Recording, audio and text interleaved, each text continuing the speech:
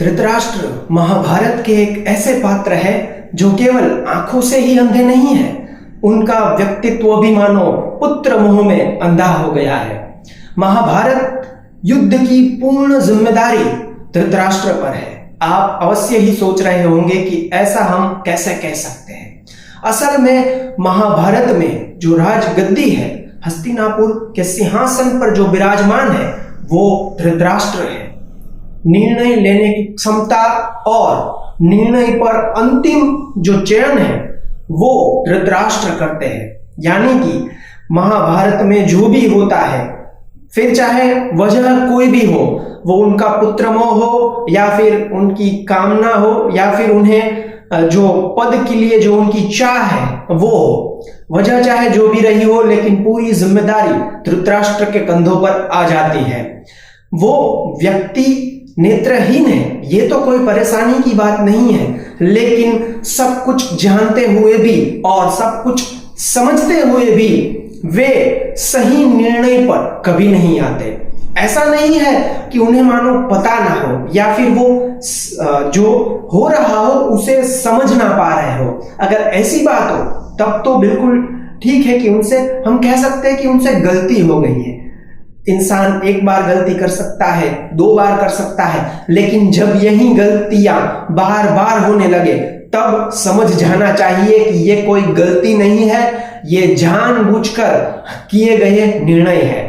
और यही वजह है कि महाभारत का युद्ध कभी भी रुक नहीं पाता, क्योंकि धृतराष्ट्र पुत्र मोह में भी इतने अंधे हो गए हैं कि वे दुर्योधन और दुशासन के किए गए सारे अपराध को अनदेखा कर देते हैं। वे खुद भी ज्ञानी हैं, वे धर्म को अच्छे से जानते हैं, उन्हें भी पता है कि क्या सत्य है और क्या असत्य है।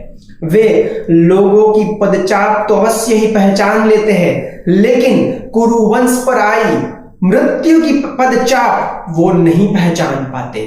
शकुनी कितना षड्यंत्रकारी है और शकुनी खुद जो अपने पासों को अपनी सेना समझता है, ये बात भी धृतराष्ट्र भली भांति जानते हैं।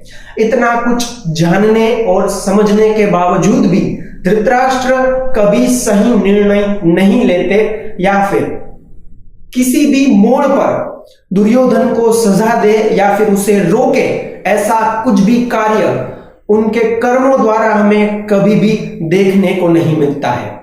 धृतराष्ट्र के जो महामंत्री है वो है महात्मा विदुर, और महात्मा विदुर महाभारत में एक बार नहीं बार बार उन्हें सही राह दिखाते हैं।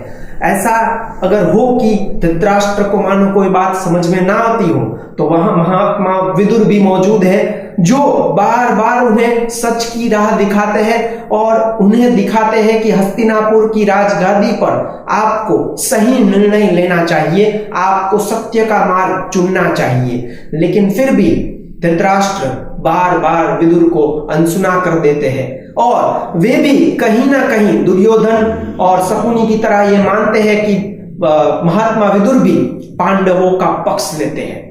इस हद तक वो अपना अंधत्व रजू करते हैं। आंख से अंधा होना ये तो एक कुदरत द्वारा जो की गई घटना है, लेकिन जब आप अपने कर्मों से भी नेत्रहीन हो जाए तो महाभारत के युद्ध को कोई नहीं रोक सकता। इसीलिए महाभारत में जो भी हुआ है उसकी सबसे बड़ी जिम्मेदारी, सबसे बड़ा दायित्व धृतराष्ट्र पर है। जय श्री कृष्ण।